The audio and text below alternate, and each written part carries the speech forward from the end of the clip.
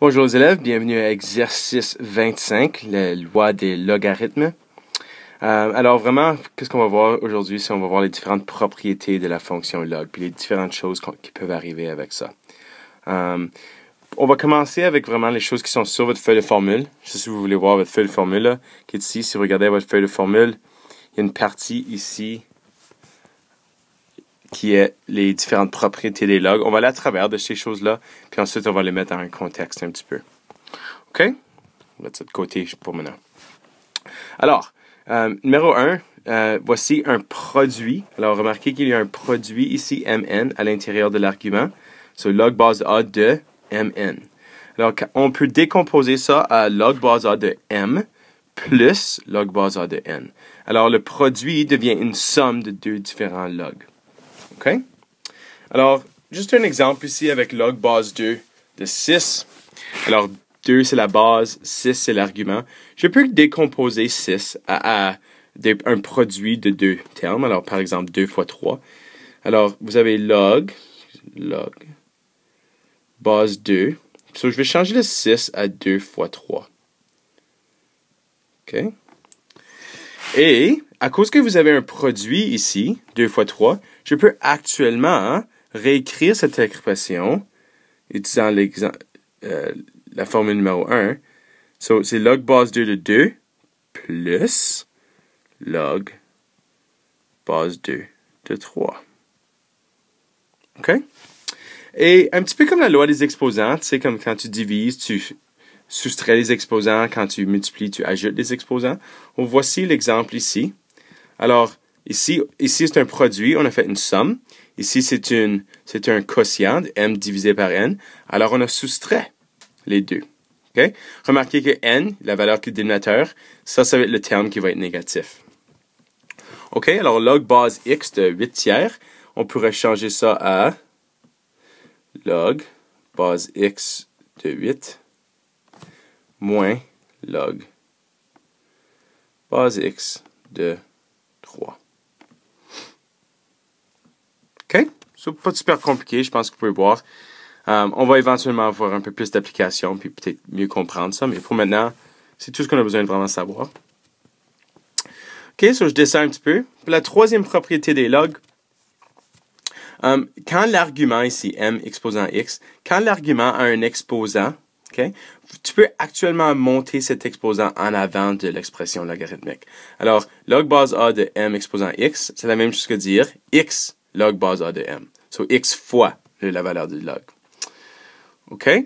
Alors, dans cet exemple, j'ai log base 3 de racine carrée de 6, excuse. Alors, la racine carrée ici, ça c'est un exposant d'une demi, right? Alors, je vais juste réécrire ça comme log, OK, base 3 de 6 exposant une demi. Et remarquez que ça c'est l'exposant de lequel je parlais plus tôt. On peut monter cet exposant-là en avant de l'expression logarithmique. Alors, je peux écrire une demi log base 3 de 6. Et ça, c'est deux expressions équivalentes. Ça. OK? Et la dernière, c'est un petit peu différent dans la feuille de formule que dans les notes, mais c'est en général la même chose. Alors, on peut réécrire une expression, log base a de x, à log de x divisé par log de a. L'avantage d'être capable de le réécrire comme ça, c'est que tu es maintenant capable de trouver des différentes valeurs. OK? On va voir ça dans une seconde. So, prenons l'exemple ici. Je peux réécrire ça comme log de 7. Alors, log de 7 divisé par log de 2. OK?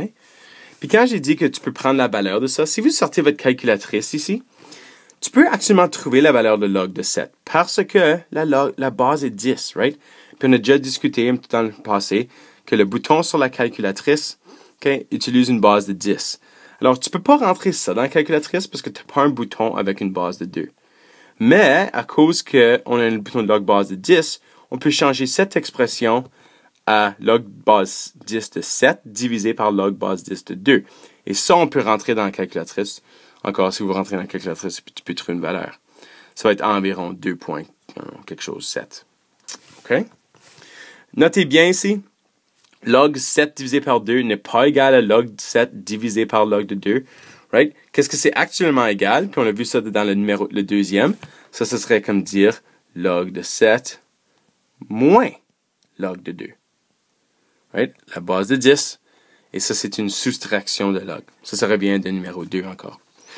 OK? C'est un petit peu de ce que je viens de parler. Le bouton sur la calculatrice log a une base de 10. Alors, puis ce bouton, il faut avoir une base de 10. OK? On ne peut pas utiliser le bouton s'il n'y a pas une base de 10. Alors, par exemple, log base de 7 ne peut pas être entré dans la calculatrice. Par contre, log 7 divisé log 2 peut être entré.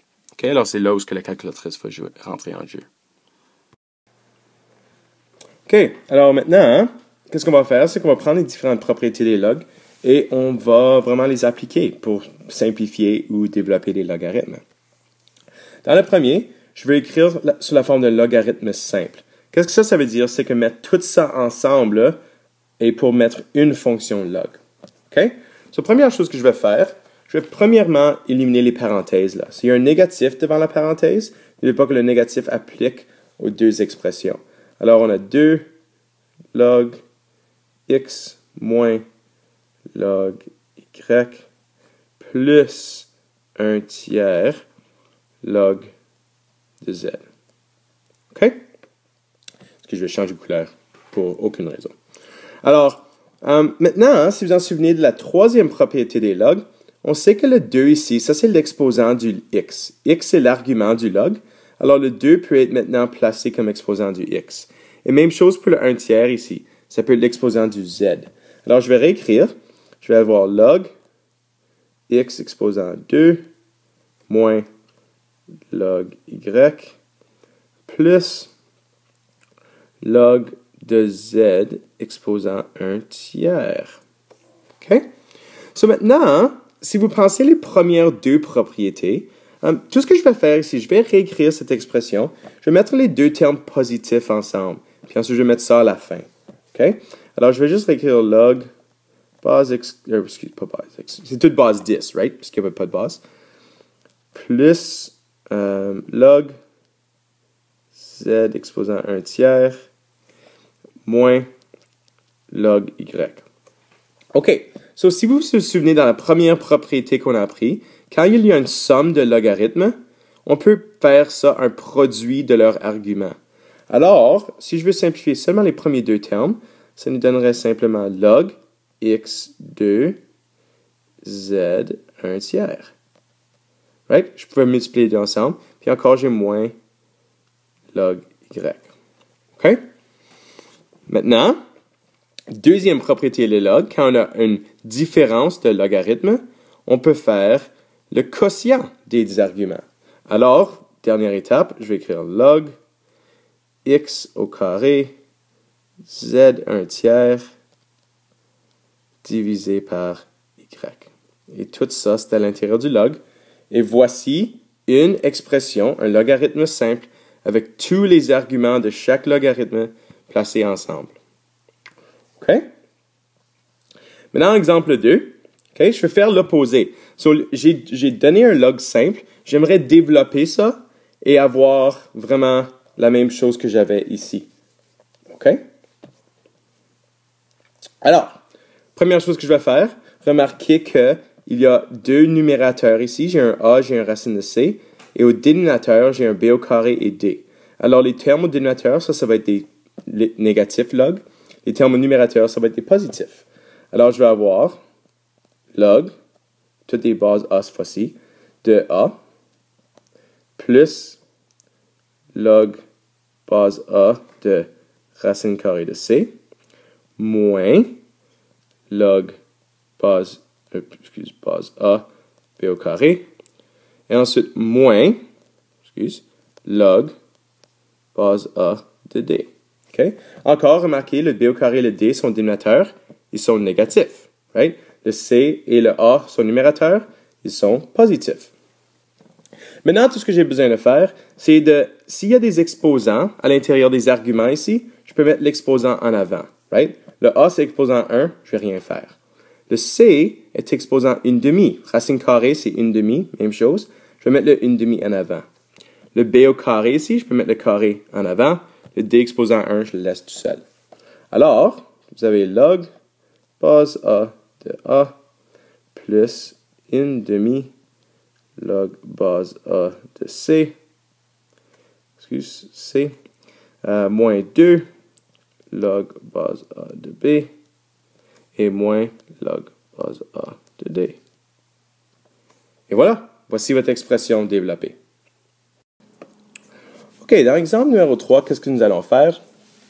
C'est que nous allons utiliser les propriétés des logarithmes pour trouver la valeur d'une expression peut-être un peu plus compliquée. OK? So, on veut savoir la valeur de log base A de 150. Puis, qu'est-ce que je vous donne comme information? C'est que je vous donne la valeur de log base A de 2, log base A de 3 et log base A de 5. Pour penser, avec les propriétés des logarithmes, je peux décomposer cette expression-là à des facteurs de 2, 3 et 5. OK? So, la première chose que je vais faire, je vais juste décomposer le 150 à des facteurs là. Si vous pensez un petit peu de calcul mental ici, le 150, on peut le changer à log base A de 5 fois 5 fois 3 fois 2. OK? Parce que c'est 5 fois 5, 25, fois 3 qui nous donne 115, fois 2 qui nous donne 150. Alors, ça, c'est la même chose que ça. OK? Ensuite, utilisant les propriétés des logs, je peux mettre les choses ensemble. Juste avant de faire ça, qu'est-ce que je vais faire? Je vais juste changer ça à 5 au carré fois 3 fois 2. OK? Ceci va juste laisser utiliser des propriétés log. OK? So, voyez, ça c'est un produit, right, à l'intérieur de l'argument. Alors, qu'est-ce que je peux faire? Je peux changer ça à une somme de logarithmes. OK? Alors, ça va être égal à log base A de 5 au carré plus log base A de 3 plus log base A de 2. OK? Maintenant, propriété log qu'on connaît, je peux mettre le 2 en avant. Ça, c'était la troisième propriété. Alors, ça, c'est égal à 2 log base A de 5 plus log base A de 3 plus log base A de 2. OK, so retourner à les valeurs qu'on a données dans la question. Remarquez que j'ai donné la valeur de log base A, 0.7. Log base A de 3, c'est 0.48. Log base A de 2, c'est 0.3. So, je peux juste remplacer les valeurs que j'ai dans mon expression. So, j'ai 0.7. Ça, c'est 0.48. Et ça, c'est 0.3. OK? Maintenant, un petit peu de calcul. 2 fois 2.7, c'est 1.4. Plus 0.48, plus 0.3. Encore, vous pouvez, si vous avez besoin, vérifier avec votre calculatrice. Ça vous donne 2.18.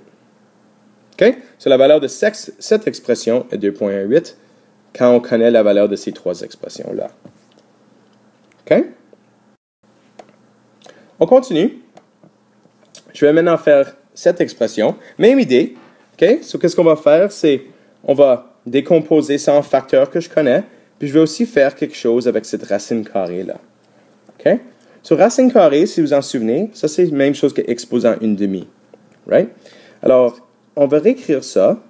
Log, base A. Puis, encore, je vais décomposer ça en facteurs que j'ai besoin.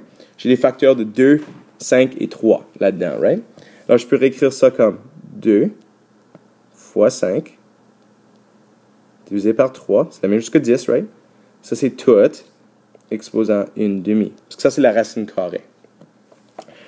Maintenant, qu'est-ce que je peux faire de la racine carrée? Well, je peux la mettre en avant, right? Alors, j'ai 1/2 log base A de 2 fois 5 divisé par 3. OK? Là, on retourne la première et la deuxième propriété des logarithmes. OK? So, ça, c'est deux valeurs au numérateur, right? C'est deux facteurs au numérateur. Ça va être une somme de logarithmes. Puis maintenant, j'ai un divisé par 3. Ça va être un quotient. Donc, ça va être une soustraction du log. OK? So, 1/2. Maintenant, ça, c'est 1/2 de toute cette affaire-ci. Alors, 1/2 de log base A de 2 plus log base A de 5 et moins, encore, à cause que c'est un quotient, right? Moins log base A de 3. OK? Et je connais les valeurs de tout ça. Je connais cette valeur, je connais cette valeur, je connais cette valeur. Alors, on va juste besoin de remplacer. So, j'ai 1/2. Encore, c'est 1/2 de tout ça, right? C'est 1/2 de tout ça. Alors, 1/2, log base A, c'est 0.3, je crois. Log base A de 5, c'est 0.7. Puis j'ai moins 0.48. OK? Alors, encore, vous faites les calculs. OK? S'il faut, calculatrice. 0.3 plus 0.7, c'est 1. 1 moins 0.48, c'est 0.52. Divisé par 2, 0.26. OK? Et dernière question, ici, là, C, partie C. Ici, remarquez que tout ce que je demande, c'est que je demande de trouver la base ici. Disons que je vous donne cette expression. J'aimerais trouver maintenant la valeur de A, de notre expression. OK? Well, là, vraiment, la seule chose que vous pouvez faire ici, c'est la mettre dans la forme exponentielle. Si vous prenez le A ici, petit a, vous mettez exposant 0.48, ça va être égal à 3, right? Base exposant est égal. OK? Vous avez A exposant 0.48, décimal là, est égal à 3. OK. Maintenant, comment isoler? Qu'est-ce qu'on veut avoir ici? Si on veut A exposant 1, right? On veut A égal à quelque chose. OK? Juste pour aller quelque part d'autre, là, si j'avais x carré égal à 25, OK? On sait que la réponse est 5 ici. Mais vraiment, comment est-ce que je trouve une réponse de x? Comment est-ce que j'arrive à x égale? Well, qu'est-ce qu'on va faire ici? C'est qu'on va faire exposant 1/2, right? On fait exposant 1/2, qui est la racine carrée. OK? Même chose. Bon, c'est quoi 1/2 fois 2? C'est 1, right? Alors, quand vous trouvez la réponse, on a juste x exposant 1 égale, puis on connaît la valeur de 25 exposant 1/2. 25 exposant 1/2, c'est 5. Alors, c'est simple, x égale à 5. OK? Maintenant, remarquez l'exposant du a ici. OK? L'exposant du a est 0.48. Alors, pour que je multiplie par quelque chose pour avoir 1 là, qu'est-ce qu'on va faire? C'est qu'on va faire un exposant de 1 sur 0.48. OK? Puis je vais faire la même chose du 3. 1 sur 0.48. OK? Remarquez la multiplication ici. C'est quoi 0.48 fois 1 sur 0.48? On sait 1. Alors, qu'est-ce qui nous reste? C'est a exposant 1. Puis maintenant, vous avez 3 exposant 1 sur 0.48. OK, vous ne pouvez pas faire ça sans votre calculatrice. OK, si vous avez sorti votre calculatrice, vous rentrez ça dans la calculatrice. Je crois que ça vous donne quelque chose qui est à peu près 9.9. Je vais arrondir à une décimale. OK? J'ai arrondi les valeurs de 0.48. OK? Originalement, si je prenais la valeur exacte ici, on aurait eu A égale à 10. Mais à cause de l'arrondissement, on a 9.9. Et c'est comme ça qu'on trouverait la base. OK, qu'est-ce que je vais faire maintenant? Juste à l'aide des lois des exposants, on va évaluer ces expressions ici. OK? Remarquez que cette expression a toutes des bases de 6, alors je peux mettre ça à la forme d'un log simple. OK? Une autre chose à remarquer, ce log ici est positif, ce log ici est positif, et ce log ici est négatif. Ce qui veut dire que ça va être mon numérateur, ça va être mon dénominateur. Alors, qu'est-ce que vous allez avoir? C'est log base 6 de 8 fois 9 divisé par 2. OK? 8 fois 9, je pense qu'évidemment, c'est 72. Ça, vous avez log base 6 de 72 divisé par 2. Puis 72 divisé par 2, c'est 36. Alors, log base 6 de 36. Et on connaît la valeur de cette expression. OK? 6 exposant quoi nous donne 36? Well, c'est égal à 2. Right? Alors, cette expression est égale à 2. Parfait. OK? Encore, ça, c'est égal à 2. Maintenant, l'expression un peu plus difficile, un peu plus de composants. Première chose que je vais faire, encore, je vais juste éliminer le fait qu'il y ait des parenthèses là. J'aime pas les parenthèses. Alors, je vais avoir 2 log 2, 12, moins log base 2 de 6, moins 1 tiers log base 2 de 27. OK? Encore, troisième loi des logarithmes. Je peux mettre les exposants en haut ici, l'exposant des arguments. Alors, qu'est-ce que je vais avoir? Je vais avoir log base 2 de 12, exposant 2, moins log base 2 de 6. Excuse. Ensuite, moins pas un tiers, moins log base 2 de 27, exposant 1 tiers. OK? Bon, je peux maintenant décomposer ça. N'oubliez pas, on veut mettre tout ça ensemble, right? On veut que ça devienne un terme. Alors, je vais changer le 12 exposant 2 à 144. Puis le 27 exposant 1 tiers, bon, c'est la racine cubique de 27. Ça, c'est 3, right? Puisque 3 fois 3 fois 3 donne 27. Alors, qu'est-ce qu'on a ici? J'ai log base 2 de 144 moins log base 2 de 6 moins log base 2 de 3. OK? Encore, je suis vraiment rendu à la même place que j'étais là, right? So, j'ai un terme positif ici, j'ai un terme négatif et j'ai un terme négatif. Alors, ça va être mes dénominateurs, ça va être le numérateur. Encore, toute la même base, right? OK? So, vous avez log base 2 de 144 divisé par 6 fois 3. OK? Et maintenant, il faut juste faire un petit peu de simplification. Je vais descendre un petit peu. Je simplifie un petit peu 144 divisé par 18. Oups. 144 divisé par 18. Puis 144 divisé par 18, c'est 8. Alors, vous avez 8. Et encore, je retourne à la même expression qu'ici. 2 exposant quoi nous donne 8? Bon, 2 exposant 3 nous donne 8. Et voici la valeur de cette expression. OK? Bonne chance sur exercice 25, les élèves.